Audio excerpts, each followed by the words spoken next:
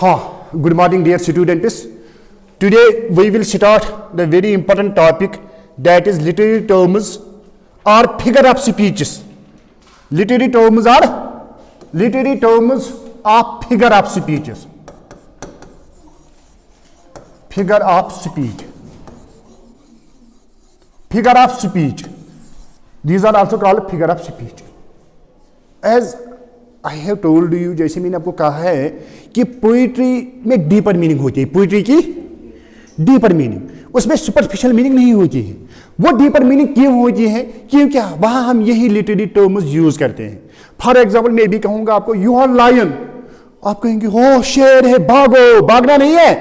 That means you have the qualities of the lion, that means you are bold. You are moon, तो सारस क्या हो, ये दोहली जून उशन, इस वक्त तो दिन है, मून कहां इसको नजर आई है, इसके सन है नहीं। That means you are soft, you are beautiful. That means here we make the comparison. Is it clear to you? Is it clear to you? These are called literary terms. With the help of these literary terms, it gives a deeper meaning. आप कभी सुनते हैं ना वो मतलब जो कोई मतलब ये होता है पोयम, या कोई मतलब जो कश्मीरी गाना भी होता है उसमें डीपर मीनिंग होती है। Is it clear to you? या कोई नाद भी जो होता है उसमें भी डीपर मीनिंग होता है। समझ आ रहा है? यानी कि लिटरेरी टर्म्स आपको याद रखना है, ये वो फिगर ऑफ स्पीचेस होते हैं जिनकी डीपर, जो हम डीपर मीनिंग के लिए इस्तेमाल करते हैं, सुपरफिशियल मीनिंग के लिए नहीं। क्योंकि मैंने आपको पहले ही कहा है कि पोइट्री की डीपर मीनिंग होती है। अब now we will define some literary terms, please wait, there will come itself. हाँ, literary terms refer to the technique. अब थोड़ा मैं एक्सप्लेन कर, थोड़ा ये, फिर हमें स्टार्ट करते हैं कौन कौन सी लिटरेरी टर्म्स हैं। अब हम खाली से इंपॉर्टेंट वंस यहां डिस्कस करेंगे। Literary terms refer to the technique, style and formatting using writers, speakers, हाँ, टू मास्टरफुली एम्फेसिस। ये किसके लिए होते हैं? एम्फेसिस, जोर देने के लिए, सिट्रस देने के लिए किसी चीज पर। एम्बलिश और स्ट्रेंथन देयर कंपोजिशन, यानी कि यहाँ स्ट्रेंथन यानी कि उसको अच्छी तरीके से पेश करने के लिए है। The literary terms can refer to playful techniques employed by comedians to make use laughter और विटी ट्रिक्स। ये कॉमेडियंस भी यूज करते हैं। मिसाल के कभी कभी ये कहते हैं, इसको लिवर कहते हैं, liver, liver, liver, liver, liver, liver है ना। अब यहाँ थोड़ा आप तो मेडिकल वाले हैं, आप कहेंगे हमें, हाँ, ये आपको ज्यादा लोकेशन मालूम है। हाँ, और LIVR liver, the life depends upon the liver. ये LIVR लिवर है या लिवर है, समझ आ रहा है? यानी कि कभी कभी पानी के लिए हम इनको इस्तेमाल करते हैं, यानी कि हमें और कुछ कहना है, हम और कुछ कहते हैं। Is it clear to you? हाँ, इसका कहने का मतलब यही है। लिटरेरी टर्म्स बहुत सारे हैं, बहुत सारे हैं, जैसे आप यहां खुद देखते हो बहुत सारे हैं, मगर हमें इंपॉर्टेंट वंस ही पढ़ने हैं। एक सेकंड, हमें सब नहीं पढ़ने हैं, यहाँ बहुत सारे, हाँ ये वाला भी नहीं पढ़ेंगे, कैटेगरीज इंपॉर्टेंट ऑफ ये भी हमें नहीं पढ़ने हैं। कॉमन टर्म्स, एक सेकंड, क्योंकि हम इतने हैं, देखो इतने सारे हैं। अब हम इंपॉर्टेंट देखेंगे। पहले मैं आपको ऐसे ही पढ़ाऊंगा।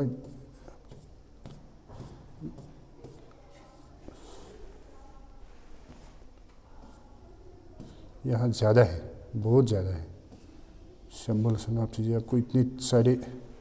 एक सेकंड, मैं ज़रा और किसी जगह देखूंगा जहाँ थोड़ा काम होंगे। लिटरेरी डिवाइसेस, अब हम थोड़ा लिखेंगे यहाँ इम्पॉर्टेंट है, क्योंकि सब हम यहाँ डिस्कस नहीं कर सकेंगे। कहाँ चला गया?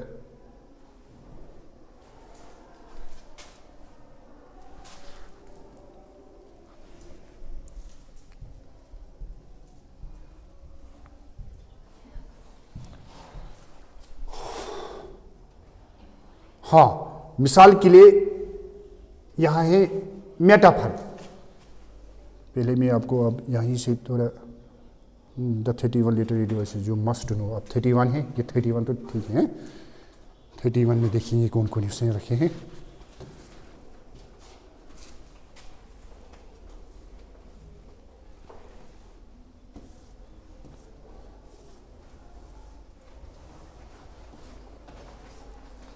हाँ 31 इसने रखे हैं। हाँ हाँ देखो सबसे पहले इसने यहां रखा है। अब हम ऐसे ही स्टार्ट करेंगे जैसे इसने किया है। एलेगोरी, एलेगोरी, एलेगोरी आप देखेंगे, the allegory is a story that is used to represent a more general message about real life. जब हम मतलब कोई स्टोरी एक्सप्लेन करेंगे, कोई स्टोरी कहेंगे, वो हकीकी जिंदगी के बारे में होंगी। आप देख रहे हो कि मतलब आपने 11th में पढ़ा है पापा एंड शूटर, वो स्टोरी है मगर वो तो जिंदगी में होता है। वहां वो बेचारा वो बाप होता है, उसके कितनी बेटियां होती हैं, 7, ये तो होता है। और वो जो वहां एक वो लावर है शूटर, वो फायदा उठाता है उसका। तो जब मतलब ऐश वो कर रहा है, पार्टी पर जा रहा है उस लड़की के साथ, और आप लड़कियां हैं यहाँ, ये तो सबसे अच्छा है। Don't believe upon the boys, फिर तो आप सुनेंगे वो अलग बात है। Don't believe upon them, they are cheaters. Believe upon your parents, whatever decision they will take that is good. Your age at this time is, I can say that it is the age but you have to control, because we are humans. Due to this that we control our emotions and feelings, otherwise we are also animals. आपको समझ आ रहा है? हाँ, वहां main theme जो वहां उस lesson का है वो यही है, डोंट बिलीव अपॉन देम, हाँ, because they are cheaters as it is known to you. हाँ, ये यही कह रहा है कि मिसाल के लिए वो अगर हम उसको कहेंगे वो एलगिरी है, समझ आ रहा है, यानी कि वो स्टोरी है मगर रियल लाइफ वो डिपेक्ट कर रहा है। समझ आ रहा है? समझ आ रहा है? हाँ। अब जारी जालवज एनिमल फार्म भी एक, आप शायद आपने नहीं पढ़ी है, ये पहले थी यहाँ ग्रेजुएशन में। वहाँ एनिमल्स रिप्रेजेंट करते हैं ह्यूमन्स को। वो मतलब आपको मालूम है मिसाल के लिए उस वक्त ये रशियन वार चल रहा था, ये उसी के लिए था। तो मतलब अब वो गवर्नमेंट के खिलाफ डायरेक्टली नहीं कह सकते थे, तो उन्होंने क्या किया, उन्होंने एक स्टोरी वहाँ लिखी है जिसका नाम उन्होंने रखा है एनिमल फार्म। वहाँ वो एनिमल्स थे, वो आपस में बातें कर रहे हैं मगर यही कि हमें कैसे यूनाइट होना है, हमें कैसे मतलब इस इंसान के खिलाफ जाना है, ये हमें एक्सप्लॉइट कर रहा है। एक्चुअली वो रियल लाइफ को रिप्रेजेंट कर रहा है। समझ आ रहा है? समझ आ रहा है?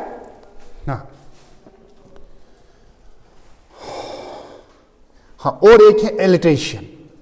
ये तो मतलब अब थोड़ा कम ही। एलिट्रेशन का मानी क्या है? Alliteration is a series of words और फ्रेजेस दैट ऑल और ऑलमोस्ट और start with the same sound. बस इतना ही आपको याद रखना है।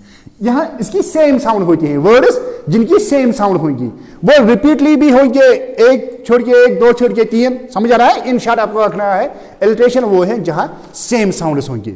These sounds are typically consonants. ये आपको थोड़ा याद रखना है, ज्यादातर कॉन्सोनेंट्स की बात होना चला है। कॉन्सोनेंट्स मगर कॉन्सोनेंट साउंड्स आपको, अगर आपने मेरा लेक्चर बाकी देखे हुए होंगे, वहां मैंने आपको कहा है साउंड्स कितने हैं?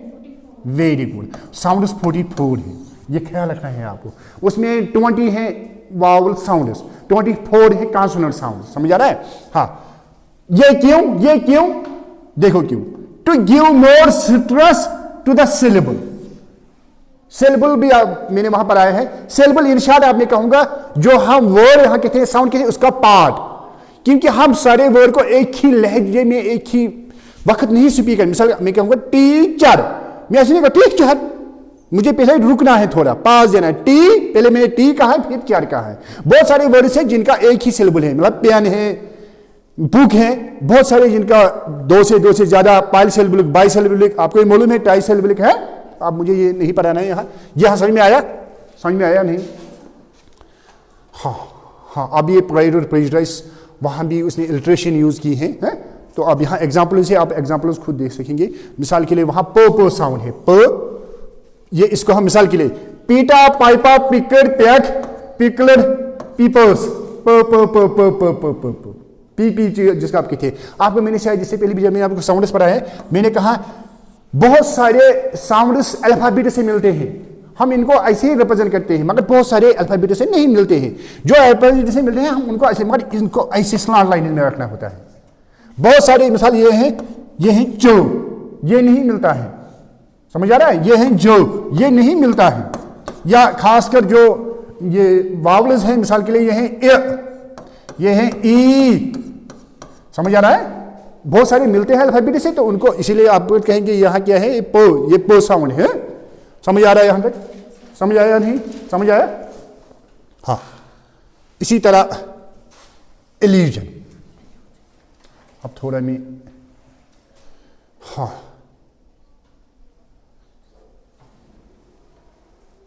ऐसे क्या है, हाँ, illusion. Illusion is when an author makes an indirect reference to figure, place, event or idea originating from outside the text.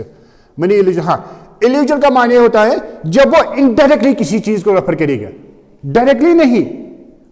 मिसाल के लिए आपको मालूम है, मैं कहूंगा you are like the dew, आप शबनम की तरफ, क्योंकि वो ज्यादा देर के लिए नहीं होते रहता है, या योर हार्ट इज स्टोन, और किसी तरफ की जब हम रेफर करेंगे। समझ आ रहा है?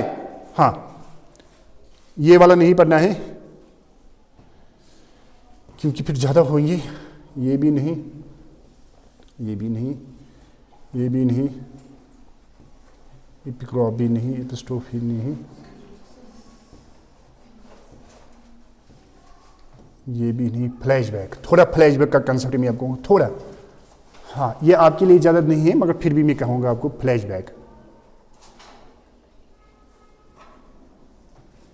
हाँ, फ्लैशबैक ज्यादातर ये पोइट्री में इस्तेमाल नहीं होता है, फ्लैशबैक ज्यादातर ड्रामाज में इस्तेमाल होता है, ज्यादातर ड्रामाज में, पोइट्री में नहीं। फ्लैशबैक क्या होता है? A flashback is interpretation in a narrative that depicts events that have already occurred either before present time or before the time which the narrator takes place. The device is often used to give reader more background information detail about the specific characters, क्योंकि characters drama में होते हैं, events, plot and. मिसाल के लिए आप कभी देखते हो जब कोई ड्रामा स्टार्ट होता है या कोई फिल्म स्टार्ट होती है, वहां हम देखते हैं कोई जो हीरो होता है या और कोई हीरोइन होती है, मिसाल के लिए उसकी एज इस वक्त 30 होती है जब स्टार्ट होती है, फिर उसके पास्ट के बारे में वो कहते हैं 20, 10, उसी को फ्लैशबैक। समझ में आया? ये मैंने इसलिए कहा ये ज्यादा यहां नहीं। हाँ, फोर शेडोइंग भी नहीं, हाइपोबॉल, हाँ, हाइपोबॉल, थोड़ा हाइपोबॉल का कंसेप्ट आपको देंगे। हाँ, हाइपोबॉल क्या होता है?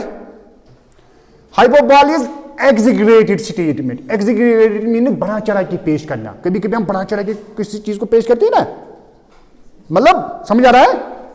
हाँ, that is not meant to be taken literally by the readers. It is often used comedic effect or emphasis.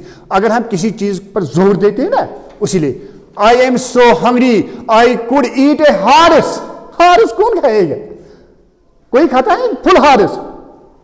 खाएगा आपने कोई? हाँ, अब मतलब यहाँ मुझे इतनी भूख है। समझ आ रहा है? बड़ा चढ़ा के पेश करना। समझ आ रहा है? हाँ, ये भी थोड़ा इमेजरी भी थोड़ा, हाँ, इमेजरी किससे कहते हैं? 1 second. Imagery is when an author describes a scene, thing or idea so that it appears to our senses, taste, smell, sight, touch, hearing. हमें कितने सेंसेस है? 5 है ना, वो आपको मालूम है, ये यहां भी लिखा हुआ है। This device is often used to help the reader clearly visualize parts of the story by creating a strong mental picture. मतलब author ऐसे दिखा रहा है जैसे आपके दिमाग में आ रहा है, वो ऐसे दिखाएगा। मिसाल के लिए वो, मैं अगर अभी आपको कहा वो डॉग है ना या हॉर्स है ना, आपके दिमाग में आ रहा है हॉर्स, उसकी शक्ल आ रही है, इमेज आ रही है किसी चीज की, ऐसे ऑथर डिपिक्ट कर रहा है। मैं कहूं उसके 4 टांगे है, वो ऐसे है, वो आपके दिमाग में आएगी ना इमेज। समझ आ रहा है? हाँ, example, here is an example of image taken है। When all at once I saw a crowd. Crowd आपके दिमाग में आ रहा है, क्राउड, बहुत सारे लोग। समझ आ रहा है? हाँ, हाँ, ए होस्ट ऑफ गोल्डन डेफोडिल्स, ये वही है जो आपकी 11th में पोइम थी, डेफोडिल्स, ये उसी से लिया गया है। डेफोडिल्स, क्या होता है डेफोडिल्स? आपको समझ आया ना? डेफोडिल्स बहुत सारे, अब आपको दिमाग में बहुत सारे डेफोडिल्स। समझ आ रहा है? बिसाइड द लेक, अब लेक आपके दिमाग में आया, लेक है वहां, कमी, हाँ, लेक है वहां, beneath the trees floating and dancing, the breeze, वो फ्लोटिंग कर रहे थे ऐसे ऐसे, आपको दिमाग में आया ना वो कैसे होंगे। हाँ इमेजरी, हाँ आयरनी भी थोड़ा ठीक है। हाँ देखो आयरनी क्या क्या माने, irony is when a statement is used to express an opposite meaning. मुझे और कुछ कहना है, आपने कुछ और समझा है। Opposite meaning than one literary expressed by it. There are 3 types of irony in literature. Verbal irony, कभी वर्बली हम कहते हैं, कभी हम सिचुएशन ऐसे क्रिएट करते हैं। हाँ कभी कभी ड्रामेटिक आयरनी भी होती है। कम इन। हाँ when someone says something but means opposite.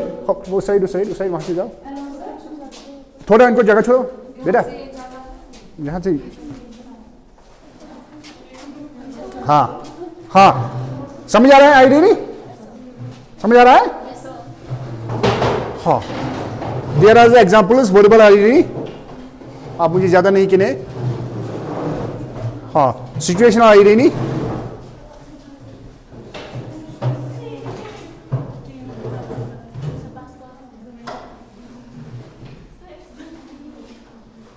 Saturday, इसने लिखा है सैटरडे। हाँ देखो क्या, a girl wakes up late for the school and quickly rushes to get there. As soon as she arrives, though she realizes it is Saturday, वहां Saturday में छुट्टी होगी, मतलब लगती Sunday, and there is no school. उसको लगा कि late हो गया है, अब मैं क्या करूंगी, है समझ आ रहा है। हाँ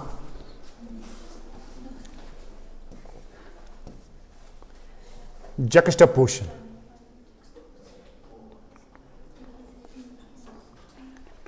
ये भी थोड़ा आपके लिए नहीं, मत फिर भी अब मैं कहूंगा थोड़ा। जक्सटापोजिशन होती है जब हम कंपेयर करेंगे या कंट्रास्ट करेंगे दो कैरेक्टर्स को। कभी मतलब ड्रामा, ये ड्रामा के लिए इस्तेमाल होता है। में 2 कैरेक्टर्स होते हैं ना, वो भी ऐसा ही था, ये भी ऐसा ही था, या फिल्म्स में भी होते हैं ना। समझ आ रहा है। ये ज्यादा इंपॉर्टेंट नहीं है, मॉलप्रिज्म नहीं। हाँ ये इंपॉर्टेंट है, ये एग्जामिनेशन पॉइंट ऑफ व्यू के लिहाज से ये इंपॉर्टेंट है, examination point of view. Wow मैं कहाँ चला गया।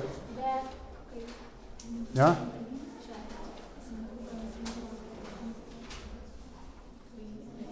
वन सेकंड,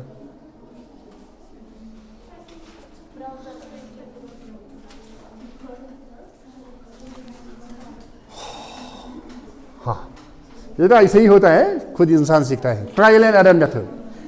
हाँ ये इंपॉर्टेंट है एग्जामिनेशन पॉइंट ऑफ व्यू के लिहाज से। हाँ मेटाफोर और simile from examination point of view these are. क्या हो रहा है इसको,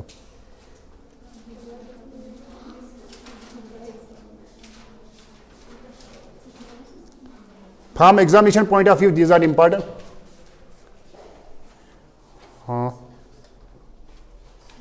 हाँ मेटाफोर और simile from examination point of view these are important and they are known to you.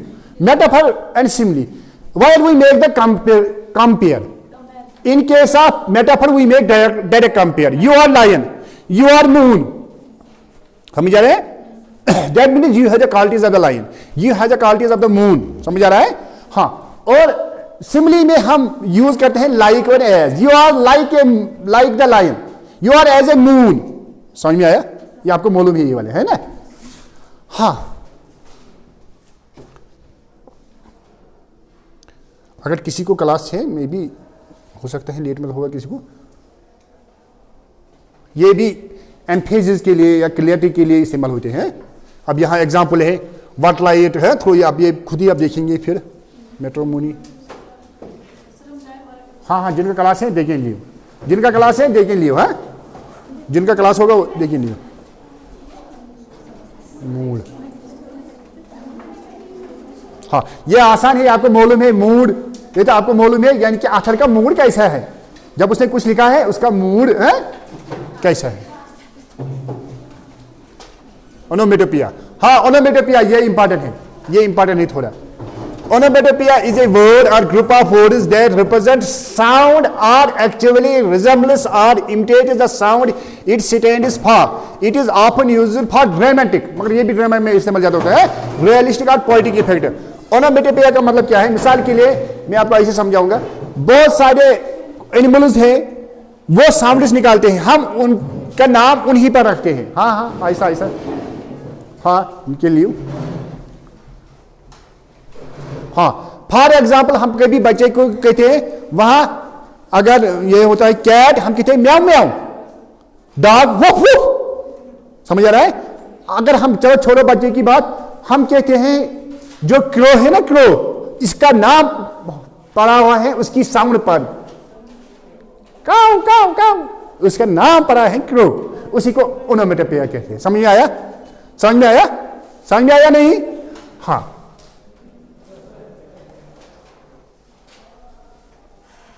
हाँ, और एक है एक्सोमोरोन। एक्सोमोरोन भी थोड़ा इंपॉर्टेंट है। वर्ड, टू और मोर वर्ड्स जब हम कंबाइन करते हैं, मगर उनकी अपोजिट मीनिंग होगी, जो दो वर्ड्स होंगे वो अलग अलग होंगे। मिसाल के लिए, हाँ, ये ह्यूमर के लिए इस्तेमाल होते हैं। हाँ, defending silence, defending silence, organising, इस साइड से ऑर्गेनाइजर, वहां से कियास, ऑर्गेनाइजर कियास, केवल काइन, वहां से केवल, वहां से काइन, इंसेनली लॉजिकल, इंसेन मैंने जिसका दिमाग नहीं है, वहां से लॉजिकल। समझ आ रहा है? समझ आ रहा है? हाँ, पैराडॉक्स, हाँ, पैराडॉक्स भी थोड़ा इंपॉर्टेंट है। पैराडॉक्स जब हम कोई बात कहते हैं ना, उसी में कंट्राडिक्टरी होगी, मैं कुछ कह रहा हूं और कुछ कर रहा हूं, समझ आ रहा है? उसको पैराडॉक्स कहते हैं। appears illogical or self-contradictory, but upon investigating might actually be true or मगर अगर हम एक्चुअली देखें तो वो सच होगा। समझ आ रहा है? हाँ, अब यहाँ एग्जाम्पल्स भी हैं, क्योंकि अब मुझे इतना टाइम नहीं। हाँ, ये वाला इंपॉर्टेंट है, personification according to examination point of view. Personification, personification means when we give human qualities to non humans. जब हम ह्यूमन, हमें हमारी क्वालिटी हम देख सकते हैं, फील कर सकते हैं, मूव कर सकते हैं, जब ये क्वालिटी हम नॉन ह्यूमन, मैं कहूंगा इस चेयर को, oh chair can I sit upon you, वो बोलेगी no, you have to teach, so you can't sit, that is I have given the quality. जैसे आपके वर्ड्सवर्थ ने डैफोडिल्स को दिया है, वहां उसने कहा दे वर टोजिंग देयर हेड्स, उनके तो हेड्स नहीं होते, मतलब उनको वहां उसने पर्सनिफाई किया है। समझ आ रहा है? समझ आ रहा है? हाँ, द विन मून कौन है? हाँ, ये आपको मुझे लग रहा है समझ में आया होगा। एक सेकंड, ये इंपॉर्टेंट है। नॉन ह्यूमन फिगर जो आपके मिनी भी का है, personification when a non-human figure or other abstract concepts or elements is described as having human-like qualities or characteristics, जो मैंने पे लिखा है, ठीक है? ये इंपॉर्टेंट है एग्जामिनेशन पॉइंट ऑफ व्यू। हाँ, ये आपको मालूम है, रेपिटेशन आपको मालूम है। जब हम किसी वर्ड, चेयर रखो, इसके चेयर रखो ऐसे, जब हम किसी वर्ड को रिपीट करते हैं, ये आपको मालूम है, फिर से एम्फेसिस करने के लिए। समझ आया? आया? समझ, एम्फेसिस, एम्फेसिस है? समझ आया? आपने खाना खाया, खाया आपने, एम्फेसिस। समझ आ रहा है? हाँ, हाँ, रेपिटेशन है, रेपिटेशन में कह रहा हूं, मल्टीपल टाइम्स जब हम किसी वर्ड को रिपीट करेंगे, हैं?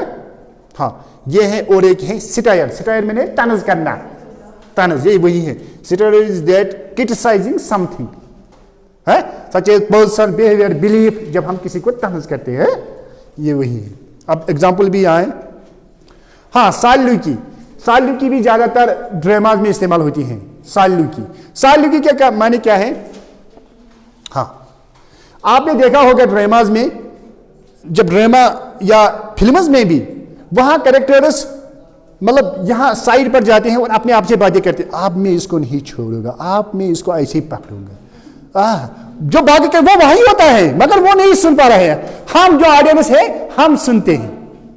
अब वो अपने से बात कर रहा है, मगर जो ऑडियंस होते हैं वो सुनते हैं, जो बाकी कैरेक्टर्स वहां होते हैं वो नहीं सुन सकते। समझ आ रहा है? समझ आ रहा है? इसको साल्यूकी कहते हैं। Soliloquy is often used in drama, जो मैंने आपको पहले ही कहा है। Soliloquy when a character speaks aloud himself, जोर से कह रहा है मगर बाकी नहीं सुन रहे हैं, and the audience thereby revealing his inner thoughts and feelings, उनको अपने थॉट्स और फीलिंग्स एक्सप्रेस कर रहा है। हाँ, सिंबोलिज्म, ये भी examination of point of view के लिहाज से इंपॉर्टेंट है, ये आपको मालूम है। Symbolism refer to the use of an objective figure, event, speech और other idea in written word to represent something, typically a broader message or deeper meaning, they differs from the literal meaning. देखो अब मेरे कहने का मतलब क्या है, आपने देखा होगा कि वहां जो हॉस्पिटल है वहां ऐसे लिखा हुआ होता है प्लस साइन, समझ आ रहा है? हाँ, मुझे आप कहेंगे ये नहीं हो, ये वहां होते, मैं फॉर एग्जाम्पल कह रहा हूं, या जो सितार ये इस्लामिक सिंबल है ना, या क्रिश्चियंस ऐसे वो होता है ना उनका,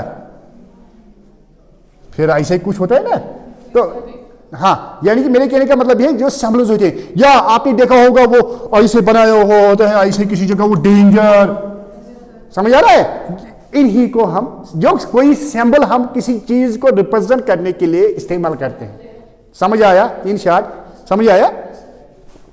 मुझे इन सिंबल्स के साथ भी नहीं, कोड क्या रिप्रेजेंट कर रहा है मुझे उसके साथ कुछ नहीं है, मुझे आपको ये दिखाना है कि हाँ, एक सेकंड,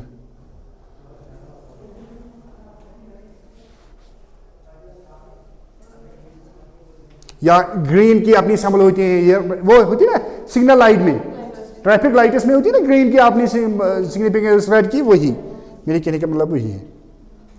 सिंड्रोच आपको नहीं करना है, हाँ टोन थोड़ा आपको करना है, क्योंकि टोन किस तरीके से हम आवाज निकालते हैं, आवाज निकालने का अंदाजा, बोलने का अंदाजा है ना, उसका टोन तो अलग था उस वक्त, कहने का अंदाजा, समझ आ रहा है? समझ आ रहा है? ये ज्यादा इंपॉर्टेंट नहीं है। वाले mood is audience suppose feel, tone is the writer और the narrator is attitude towards a subject, यानी कि उसका तरीका उसकी तरफ क्या है, समझ आ रहा है यहां तक? How identify analyse literary devices 4 tip, बस मुझे लग रहा है इतने ही हैं, ये थोड़ा थे इंपॉर्टेंट, समझ में आए? किसी को कोई डाउट यहां तक? किसी को तो कोई doubt? If anybody have any doubt, he or she can say.